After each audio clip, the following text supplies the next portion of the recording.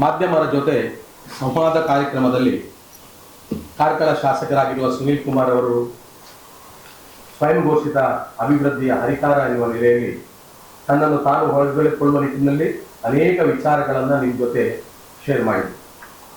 ಆ ಸಂವಾದ ಕಾರ್ಯಕ್ರಮ ಮುಂದುವರಿತಾ ಅದು ಒಂದು ಪಕ್ಷದ ನಾಯಕನ ಅಥವಾ ತನ್ನ ವಿರುದ್ಧ ಚುನಾವಣೆಗೆ ಸ್ಪರ್ಧಿಸಿದ ಒಂದು ಅಭ್ಯರ್ಥಿಯ ತೇಜೋವಧಿಗೆ ಅವರು ಬಳಸಿಕೊಂಡ್ರು ಅನ್ನುವಂಥದ್ದು ಬಗ್ಗೆ ನಮಗೆ ಸ್ವಲ್ಪ ಬೇಸರ ಇದೆ.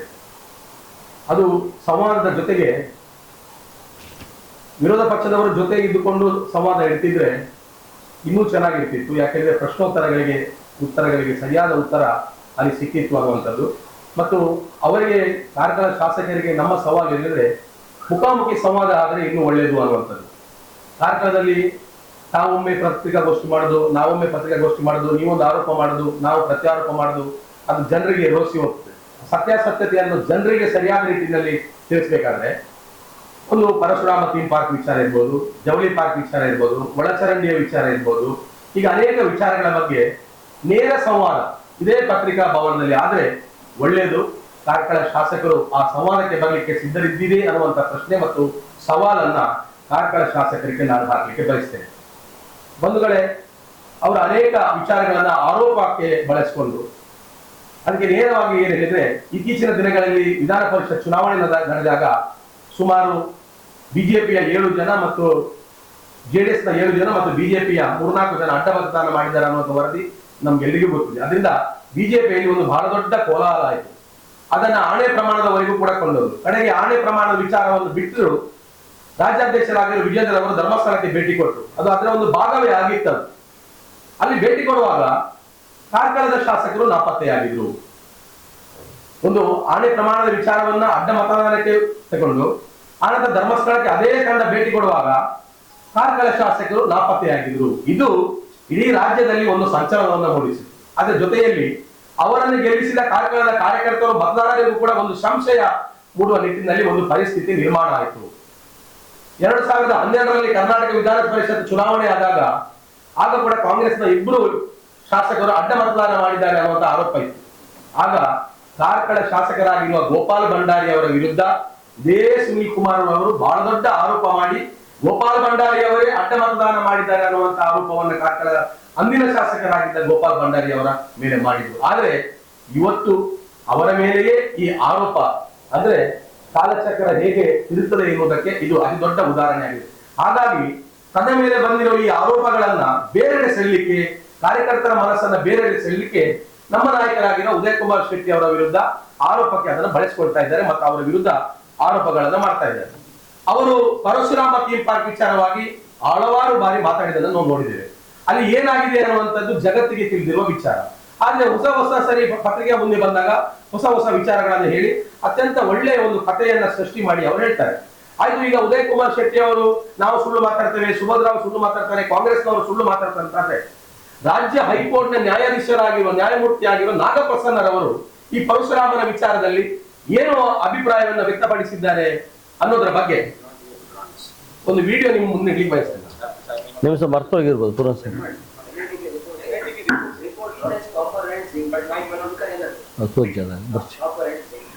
Copper and zinc that amounts to the brass. The mixture. Copper and zinc amounts to brass. What mixture? Combination. And then brass. But what we want is bronze. Brass and bronze only, na? Copper and tin brass and bronze only. Is it? Yeah. But we will not get instruction. No instruction.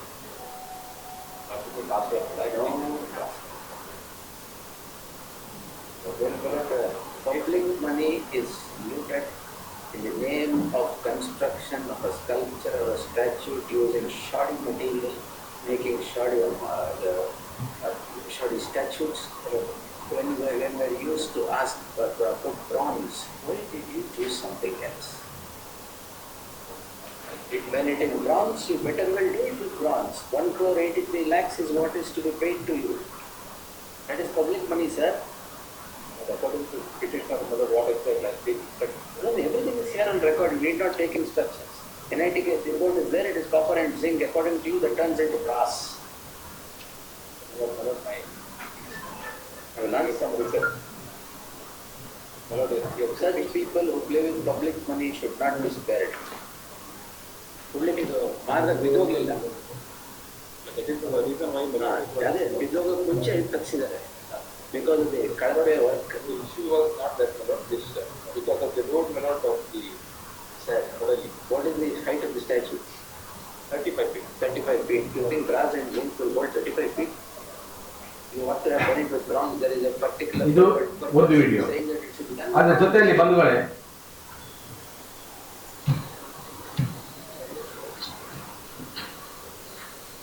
ಇದು ಕಂಚ ಏನಂತ ಹೇಳಿ ಇದು ಅವರು ಸ್ಥಾಪನೆ ಮಾಡಿದ ಕಂಚು. ಸುನಿಲ್ ಕುಮಾರ್ರ ಕಂಚು. ಆನಂತರ ಪೊಲೀಸರಿಂದ ವಶಪಡಿಸಿಕೊಂಡಿರುವ ಕಂಚು, ಅವರು ಸ್ಥಾಪನೆ ಮಾಡಿದ ಕಂಚಿನ ಪ್ರತಿಮೆ ಮತ್ತು ಪೊಲೀಸರಿಂದ ವಶಪಡಿಸಿಕೊಂಡ ಕಂಚಿನ ಪ್ರತಿಮೆ.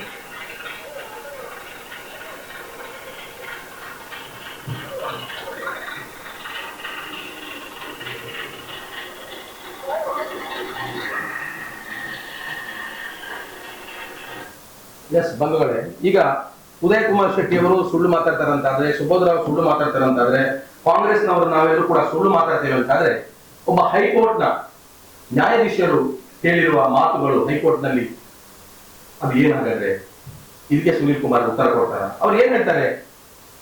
Public money is looted in the name of construction of cultural statue. ಸಾರ್ವಜನಿಕರ ಹಣವನ್ನ ಲೂಟಿ ಮಾಡಲಾಗಿದೆ ಯೂಸಿಂಗ್ ಶಾಡಿ ಮೆಟೀರಿಯಲ್, ಅಂದ್ರೆ ಕಳಪ ಕಾಮಗಾರಿ ಯೂಸ್ ಮಾಡಿ ಅಂತ ಹೇಳ್ತಾರೆ. When you are used to arts brands, why you choose something. ನಿಮ್ಗೆ ನೀವು ಕಂಚಿನಿಂದ ಮಾಡಿದ್ದೀರಿ ಅಂತ ಹೇಳಿದ ನಂತರ ನೀವು ಇತರ ವಸ್ತುವನ್ನ ಯಾಕೆ ಬಳಸಿದ್ರಿ ಅಂತ ಕೇಳ್ತಾರೆ. ಬ್ರಾನ್ಸ್ ನಲ್ಲಿ ಮಾಡುತ್ತೇವೆ ಎಂದು ಹೇಳಿದ ಮೇಲೆ ಅದರಲ್ಲೇ ಮಾಡಬೇಕಿತ್ತು, ಅದಕ್ಕಾಗಿ ನಿಮಗೆ 1,83,00,000 ರೂಪಾಯಿ ನೀಡಲಾಗಿದೆ, ಎಲ್ಲಾ ದಾಖಲೆ ಇದೆ ಅಂತ ಅವ್ರು ಹೇಳ್ತಾರೆ. ಮತ್ತು ಮುಂದುವರಿದವರು ಹೇಳ್ತಾರೆ, such people who play with the public money should not be spared. ಅಂದ್ರೆ ಸಾರ್ವಜನಿಕರ ಹಣದೊಟ್ಟಿಗೆ ಚೆಲ್ಲಾಟ ಆಡಿದವರನ್ನ ಕ್ಷಮಿಸಲಾಗದು ಅಂತ ಹೇಳ್ತಾರೆ. ಇನ್ನೊಂದು ಕೌತುಕದ ಮಾತು ಹೇಳ್ತೇನೆ ಕೇಳಿ. ಪುಣ್ಯಕ್ಕೆ ಇದು ಬಿದ್ದು ಹೋಗಿಲ್ಲ, ಅದು ಬಿದ್ದು ಹೋಗುವ ಮುಂಚೆನೆ ತೆಗೆದಿದ್ದೀರಿ ಬಿಕಾಸ್ ಆಫ್ ಕಳಪೆ ಕಾಮಗಾರಿ. ಇದು ಕ್ರಿಮಿನಲ್ ಅಫೆನ್ಸ್ ಅಂತ ಹೇಳ್ತಾರೆ. ಯಾರು ಹೇಳಿದ್ದು? ಉದಯ್ ಶೆಟ್ಟಿ ಹೇಳಿದಲ್ಲ, ಸುಭದ್ರಾವ್ ಹೇಳಿದಲ್ಲ, ಹೈಕೋರ್ಟ್ ನ್ಯಾಯಾಧೀಶರಾಗಿರುವ ನಾಗಪ್ರಸನ್ನರವರು ಹೇಳಿದ್ರು. ನಾಗಪ್ರಸನ್ನರು ಯಾರು ಅನ್ನುವಂಥದ್ದು ನಿಮ್ಗೆ ಗೊತ್ತಿದೆ. ಇದಕ್ಕೆ ಉತ್ತರ ಕಾರ್ಕಳ ಶಾಸಕರು ಕೊಡ್ತಾರ. ಪೊಲೀಸರು ವಶಪಡಿಸಿಕೊಂಡ ಪ್ರತಿಮೆಯ ಅರ್ಧ ಭಾಗ ಪೊಲೀಸ್ ಸ್ಟೇಷನ್ ನಲ್ಲಿ ಇದೆ, ಅರ್ಧ ಭಾಗ ಈಗಲೂ ಬೆಟ್ಟದ ಮೇಲೆ ಇದೆ. ಅದಕ್ಕೆ ಶಾಸಕರು ಉತ್ತರ ಕೊಡ್ತಾರ.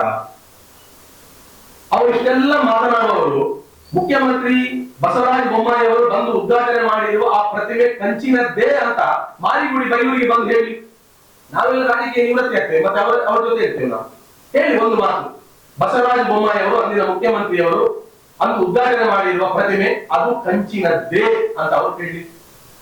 ಯಾಕೆ ಪ್ರತಿಮೆ ಪ್ರತಿಷ್ಠಾಪನೆ ಮಾಡುವಾಗ ಒಂದೇ ಒಂದು ಫೋಟೋ ಇಲ್ಲ? ಆ ವಿಡಿಯೋ ಅವರದೇ ಪಕ್ಷದವರು ಕಳಿಸಿದ ವಿಡಿಯೋ, ಅದು ಟ್ರೈನ್ ನಲ್ಲಿ ಎತ್ತುವಾಗ ಬೇರೆ ಯಾವುದೇ ಫೋಟೋ ಇಲ್ಲ. ಒಂದ್ ವೇಳೆ ಅದು ಕಂಚೆ ಆಗ್ತಿದ್ರೆ ರಾತ್ರಿ ಕದ್ದುಕೊಂಡು ಹೋಗುವ ಅನಿವಾರ್ಯತೆ ಏನಿತ್ತು? ಈ ಎಲ್ಲ ಪ್ರಶ್ನೆಗಳು ಶಾಸಕರಿಗೆ ಉತ್ತರ ಇಲ್ಲ. ಉತ್ತರ ಸಿಗ್ಬೇಕಾದ್ರೆ ಅವರಿಗೆ ಉತ್ತರ ಕೊಡುವ ತಾಕತ್ತು ದಮ್ಮಿದ್ರೆ ಇದೇ ಪತ್ರಿಕಾ ಭವನಕ್ಕೆ ಬರಲಿ, ನೇರ ಸಂವಾದ ಆಗಲಿ. ಹಾರಿಕೆ ಉತ್ತರಗಳು, ಎಲ್ಲೋ ಕೂತ್ಕೊಂಡು ಹಾರಿಕೆ ಉತ್ತರಗಳು, ಗಾಳಿಯಲ್ಲಿ ಗುಂಡು ಹೊಡೆಯುವ ಉತ್ತರಗಳು ಶಾಸಕರಿಂದ ನಮ್ಗೆ ಬೇಡ. ಹೊಸ ಕಥೆಗಳನ್ನ ಕಟ್ಟಿಕೊಂಡು ಅವರು ಹೇಳುವ ಅಗತ್ಯ ಇಲ್ಲ. ಅದರ ಜೊತೆಯಲ್ಲಿ ಅನೇಕ ವಿಚಾರಗಳನ್ನ ಇವರು ಉದಯ್ ಶೆಟ್ಟಿ ಅವರು ಈಗ ಪ್ರಸ್ತಾಪ ಮಾಡ್ತಾರೆ. ಅವರ ಜವಳಿ ಥೀಮ್ ಪಾರ್ಕ್ ವಿಚಾರ ಇರ್ಬೋದು, ಹಣವೇ ಬಿಡುಗಡೆ ಆಗಿಲ್ಲ, ಟೆಂಡರೇ ಆಗಿಲ್ಲ. ಇವರು ಗುದ್ದಲಿ ಪೂಜೆ ಮಾಡ್ತಾರೆ. ಎಲ್ಲಿಯಾದ್ರೂ ಇದೆಯಾ ಲೋಕದಲ್ಲಿ ಗುದ್ದಲಿ ಪೂಜೆ? ಹಣ ಬಿಡುಗಡೆ ಆಗದೆ, ಟೆಂಡರ್ ಆಗದೆ ಗುದ್ದಲಿ ಪೂಜೆ ಮಾಡೋದು ಎಲ್ಲಿಯಾದ್ರೂ ಲೋಕದಲ್ಲಿ ಇದೆಯಾ? ಕಾರ್ಕಳ ಪುರಸಭೆ ಒಳಚರಂಡಿ ನೋಡಿ, ನೀರು ಹೋಗ್ತಾ ಇದೆ ಇಲ್ಲಿ ಮಳೆಗೆ. ವೆಂಕಟರಮಣ ದೇವಸ್ಥಾನ ರಥ ಬೀದಿ ಅದು ಒಳಚರಂಡಿ ನೀರು ಹೋಗ್ತಾ ಇದೆ. ಯಾವತ್ತಾದ್ರೂ ಇವರು ಒಂದಕ್ಷರ ಮಾತನಾಡಿದಾರ? ಅಲ್ಲಿ ಜನ ಬತ್ತು ಬೇಡವಾ? ಎಲ್ಲ ಬಾವಿಗಳು ಹೋಗಿದೆ. ಮತ್ತೆ ಇವ್ರದ್ದು ಬೆಂಡೆ ಎಲ್ಲಿ ಹೋಯ್ತು? ಇವರ ಬಿಳಿ ಬೆಂಡೆ ಬಿಳಿಬೆಂಡೆ ಇಲ್ಲಿ ಇವತ್ತು ಬಸ್ ಸ್ಟ್ಯಾಂಡ್ ನಲ್ಲಿ ಬಾಳೆ ಗಿಡವನ್ನು ನೆಟ್ಟಿದ್ದಾರೆ. ಈಗ ಬೆಂಡೆ ಆಯ್ತು, ಜನರು ಸಾರ್ವಜನಿಕರು ಅಲ್ಲಿ ಹೊಂಡೆ ಬಿದ್ದದಕ್ಕೆ ಬಸ್ ಸ್ಟ್ಯಾಂಡ್ ನಲ್ಲಿ ಬಾಳೆ ಗಿಡ ನೆಟ್ಟಿದ್ದಾರೆ. ಈಗ ನಾನು ಬರುವಾಗ ನೋಡಿದೆ. ಎಲ್ಲಿ ಹೋಯ್ತು ಕಾರ್ಕಳ ಶಾಸಕರ ಬಿಳಿಬೆಂಡೆ? ಕನ್ಯಾಕಿ ಎಲ್ಲಿ ಹೋಯ್ತು? ಇವರು ಕಾರ್ಕಳಕ್ಕೆ ಬಂದ ನಂತರ ಎಲ್ಲವೂ ಇಲ್ಲಿ ಆದದ. ಇವರು ನಿಮ್ ಕೆಲಸ ಏನು, ನೀವೇನು ಮಾತು ಕೊಟ್ಟಿದ್ದೀರಿ ಅದನ್ನು ಉಳಿಸ್ಕೊಳ್ಳಿ. ಪರಶುರಾಮ ಥೀಮ್ ಪಾರ್ಕ್ ನಲ್ಲಿ ಕಂಚಿನ ಪ್ರತಿಮೆಯನ್ನು ಮಾಡಿದ್ದೀರಿ, ನೀವು ಕಂಚಿನ ಪ್ರತಿಮೆಯನ್ನು ಮಾಡಿದ್ದೀರಾ? ಜವಳಿ ಪಾರ್ಕಿಗೆ ನೀವು ಶಂಕುಸ್ಥಾಪನೆ ಮಾಡಿದ್ದೀರಿ, ಜವಳಿ ಪಾರ್ಕ್ ಅನ್ನು ಮಾಡಿದ್ದೀರಾ? ಒಳಚರಂಡಿ 14 ಕೋಟಿ ರೂಪಾಯಿ ವೆಚ್ಚದಲ್ಲಿ ಒಳಚರಂಡಿ ಕೆಲಸ ಆಗಿದೆ, ಒಳಚರಂಡಿ ಸುಸೂತ್ರದಲ್ಲಿ ಆಗಿದೆಯಾ? ಈಗ ಬಹುಗ್ರಾಮ ನೀರಿನ ಯೋಜನೆ ಬರ್ತಾ ಇದೆ, ಅದರ ಪೈಪ್ ಎಲ್ಲೆಲ್ಲ ಹೊಡೆದು ನೀರು ಹೋಗ್ತಾ ಇದೆ ಅನ್ನೋದ್ರ ಬಗ್ಗೆ ನಿಮ್ಗೆ ಗೊತ್ತಿದೆಯಾ? ಎಣ್ಣೆಹೊಳೆ ಡ್ಯಾಮಿನ ಪರಿಸ್ಥಿತಿ ಏನಾಯ್ತು? ನಿಮ್ಮ ಬಿಳಿ ಬೆಣ್ಣೆ ಎಲ್ಲಿ ಹೋಯ್ತು? ಕಗೆ ಅಕ್ಕಿ ಎಲ್ಲಿ ಹೋಯ್ತು? ಇಷ್ಟೆಲ್ಲ ನೀವು ಉತ್ತರ ಕೊಡಬೇಡ್ವೆ. ಅದನ್ನು ಬಿಟ್ಟು ಕೇವಲ ಉದಯ್ ಕುಮಾರ್ ಶೆಟ್ಟರನ್ನೇ ಬಗೆಗೋಸ್ಕರ ನೀವು ಪತ್ರಿಕಾಗೋಷ್ಠಿ ಮಾಡಿ ವಿಚಲಿತರಾಗಿ ಈ ತರ ಮಾತಾಡಿದ್ರೆ ನಾವು ಯಾರಾದ್ರೂ ಕೇಳಲಿಕ್ಕೆ ಸಿದ್ಧರಿದ್ದೇವೆ ಶಾಸಕರೇ? ಈ ಎಲ್ಲ ಪ್ರಶ್ನೆಗೆ ಅವರು ನೇರ ಉತ್ತರ, ನಮ್ಗೆ ನೇರ ಸವಾಲು ನಮ್ಮ ಜೊತೆ ಇದೆ. ಅವ್ರ ಜೊತೆ ಉದಯ್ ಕುಮಾರ್ ಶೆಟ್ಟರಿಗೆ ನಾವು ಹೋಗ್ಲಿಕ್ಕೆ ಅವಕಾಶ ಕೊಡಿಲ್ಲ. ಅವ್ರ ಜೊತೆ ನಾವು ಮಾತ್ರ ಹೋಗ್ಲಿ ಫೇಸ್ ಮಾಡ್ಲಿ. ಅವರು ನಮ್ಮ ವಕ್ತಾರರಿದ್ದಾರೆ, ನಮ್ಮ ಸೋಷಿಯಲ್ ಮೀಡಿಯಾದವರಿದ್ದಾರೆ, ಅವರನ್ನು ಮೊದಲು ಅವರು ಫೇಸ್ ಮಾಡ್ಲಿ ಈ ಪ್ರಶ್ನೆಗಳಿಗೆ. ಆನಂತರ ಅವರು ಉದಯ್ ಕುಮಾರ್ ಶೆಟ್ಟರ್ ಮಾತಾಡುವ ಧೈರ್ಯ ತೋರಿಸಿ ಅನ್ನುವಂತ ಮಾತನ್ನ ಈ ಸಂದರ್ಭದಲ್ಲಿ ಉಲ್ಲೇಖ ಮಾಡ್ತಾ ಮುಂದೆ ಪತ್ರಿಕಾಗೋಷ್ಠಿಯನ್ನ ಉದ್ದೇಶಿಸಿ ಉದಯ್ ಕುಮಾರ್ ಶೆಟ್ಟಿ ಮಾತಾಡ್ತಾರೆ.